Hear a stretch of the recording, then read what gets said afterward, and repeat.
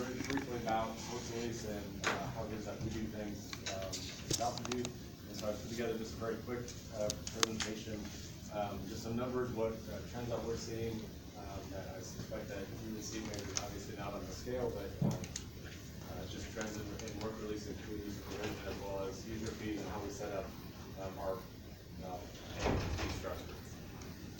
So, as I mentioned before, we opened our facility. It's a standalone facility, 24-hour, 7-day-a-week facility in 1999. We have a capacity for 168 participants. We have both male and female. The programs that we run out of community corrections, work release and detention, community service, veterans and forensic conversion, the courts, data reporting, and then pre-trial release. We have a staff of 57, and you can see the breakdown there. So our corrections officers, again, 24-hour, just the same as the jail same job descriptions. Sorry. That's okay. You can just see just a little bit on our growth that we've experienced. So since 2013, we saw about 2,500 people or so through our doors in that year.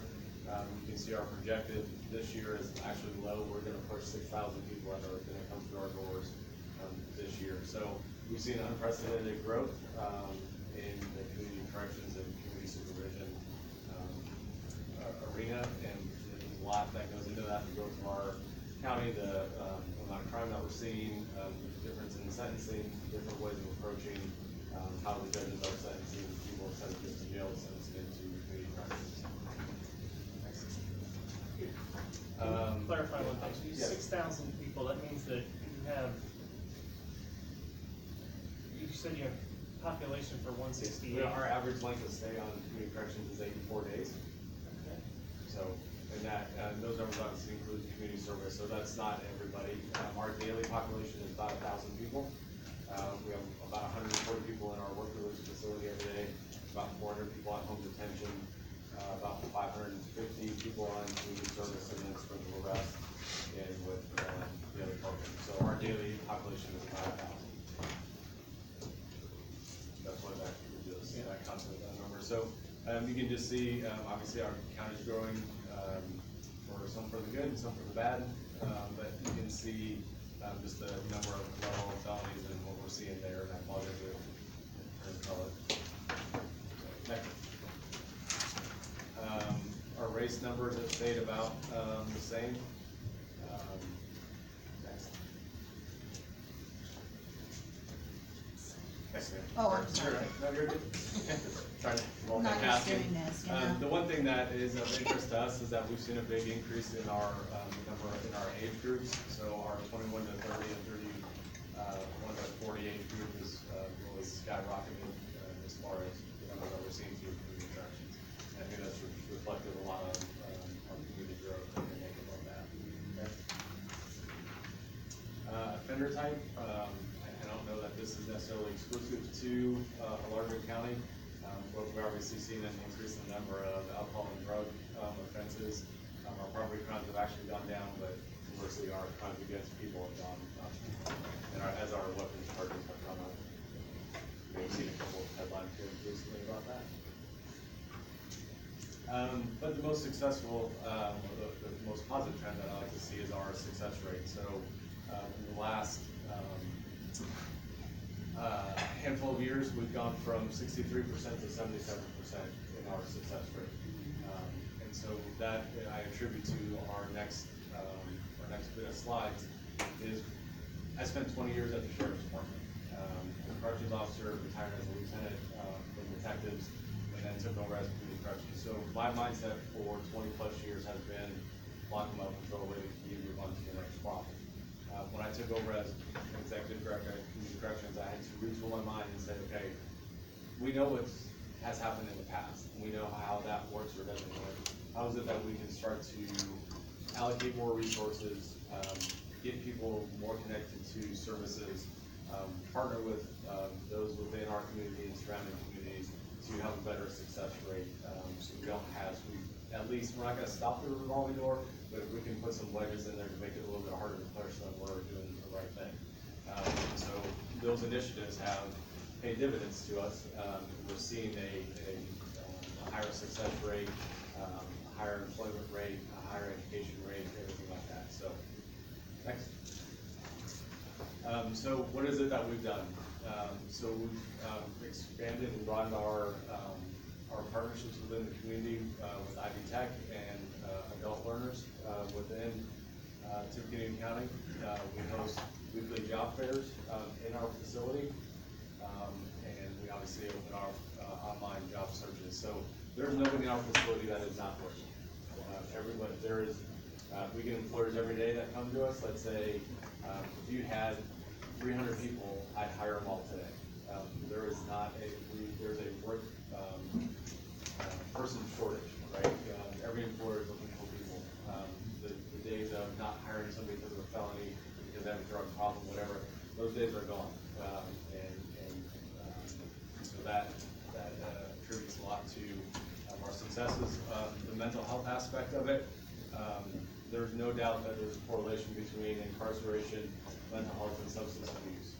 There's an absolute correlation. I would estimate our numbers to be about 85% of our population has some sort of either mental health, substance abuse, and or coexisting condition that contributes to a lot of why they found themselves in the conditions that they are. There's some bad people out there that do bad things that are continuing to get locked up, and there's nothing we can do to help them, but that's the minority. The majority of people just need to be steered in the right direction and offered some services to them. We have taken what I call the golden corral approach, is that there's something for everybody. It's not just a plate of food that everybody's going to get forced to eat.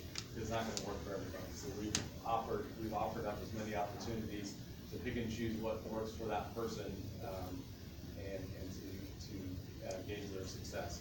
So Valley Oaks, Sycamore Springs, Mental Health, America, NAMI, all those entities, mental health entities, have a presence in our facility.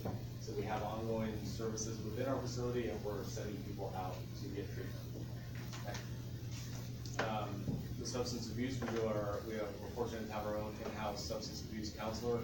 So he offers classes. We have partnerships with all those there. Medicated system treatment. We're sending people out for vivitrol and Suboxone.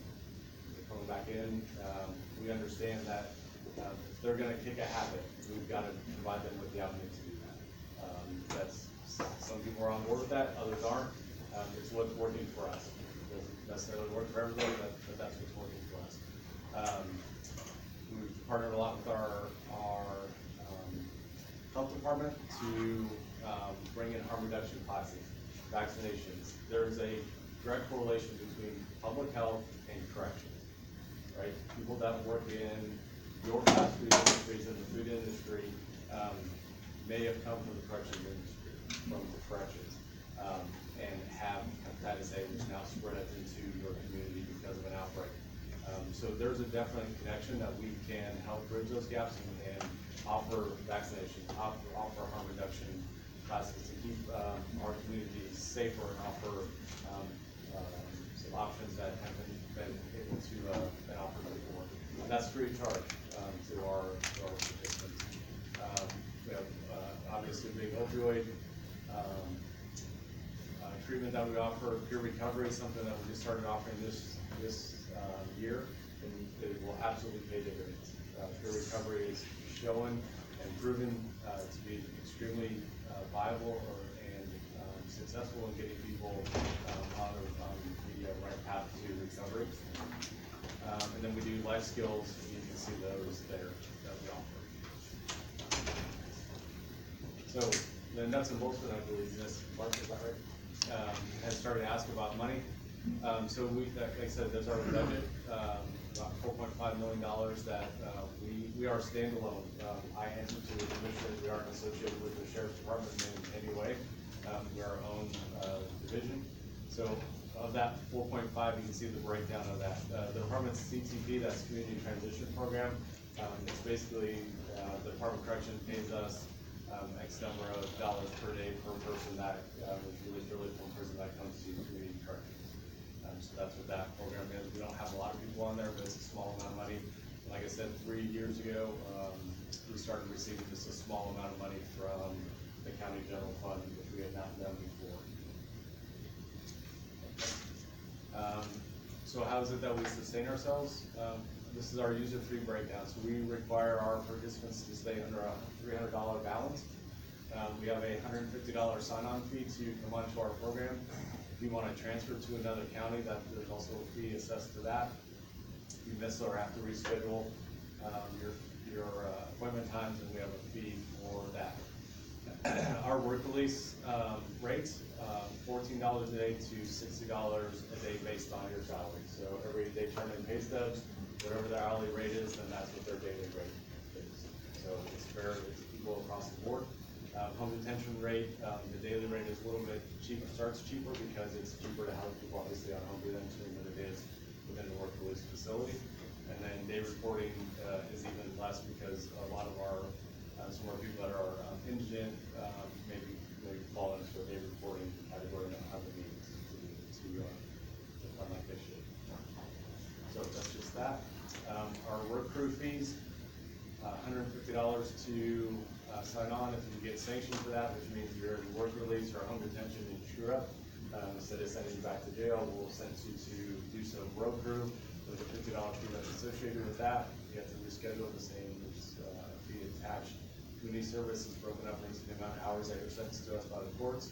And then drug screens, we drug screen everybody at least twice a month on a random basis by a third party that's in our facility, and that is a $16 screen that's paid to that group, the same group that the GPS services to us. It's on the next screen. So that's home detention, work release, and daily reporting. They're all drug screen twice a month. Yeah, everybody outside of community services drug screen twice a month. And then so about 85% of our participants are on GPS monitoring. That comes at about an average monthly cost to us, my budget of $42,000 a month. If for some reason that ankle unit is broken, cut off, somehow destroyed, that's the responsibility of the participant. You can just see the breakdown of what it costs them. The standard GPS unit is $750. The Rely Alert, which is a more expensive one, it's a little more secure, comes a little harder to cut off. It's a metal band instead of a rubber band with it. Comes with some other security features on it. That's a little bit more expensive than it's going to cost. That is incurred back to the participant, not to us.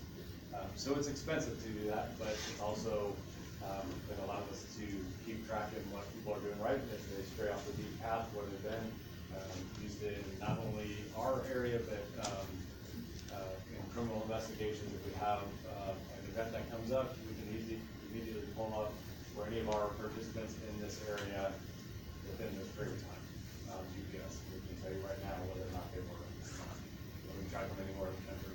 We have somebody in Florida right now because they have a mother that passed away, and we can see exactly where they are in Florida and what they're doing. So it's a good tool. We'd like to move to about 100% GPS monitoring, but our budget just doesn't require that at this point. So that is the very quick, down and dirty. Unless we talked a little bit about body scanners and how we do things in our facility. When you come back to our facility from work or an appointment, you come in, you go to our locker room, you change out, then you go back through, you go through a metal detector, then you get patted down by one of our officers, then you go through a body scan.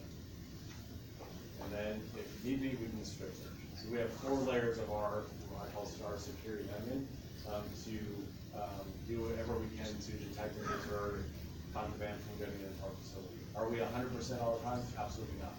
From the first jail that was built to the last jail that will be built, contraband smuggling has always been a thing. We've done a much better job, and we make it extremely difficult for people to try to get things into our facility, but we're not perfect, and I haven't found a perfect system in this country or in this world yet that has. So, but it's decreased a lot of our issues, making that tiered That's yours, bro. Well, the full body scan, you said has made a big difference, right? Yes, and we have one that's the 4 seconds. That's how long it is to scan. Do any of you remember why, I believe it was Judge Phelps said, to not turn that whole building into the work release? Why he said to keep it at the jail? So, 7 do you people. remember, Ryan? Cost. It was just the cost of Manning, doing you it. basically, you're building 2 jails now. You got a jail out there and a jail here. You gotta have all the same people. You got 75 people working for you, right? 57. 57. I mean, that's a lot of people. That's what I'm saying, that work release room out there, it doesn't look like it's gonna be that big. Right. Well, we're talking Tippecanoe County. Right, I mean, Right. scale your numbers to, I mean, it's not apples to, apples to apples, but I would suspect that if I talk to my counterparts from the smallest county in the state to Marion County, our trends are the same, a lot of our issues are the same. It's far cheaper to house people on community corrections than it is within a jail. There's lots of aspects that you can do to decrease your jail population while increasing still corrections portion of it, while including a therapeutic portion to that process. There are some people that just need to be locked away and put away. I'm in full support of that. But a lot of people at some point are going to find their way out of that system. And there aren't mechanisms in place to get people connected to services while incarcerated, along community supervision, that are bound and determined to find their way back into the same professional system that they found themselves in. So, it's not a perfect system that we have down just south of you, but I think we're doing some pretty cool things, and we're being very innovative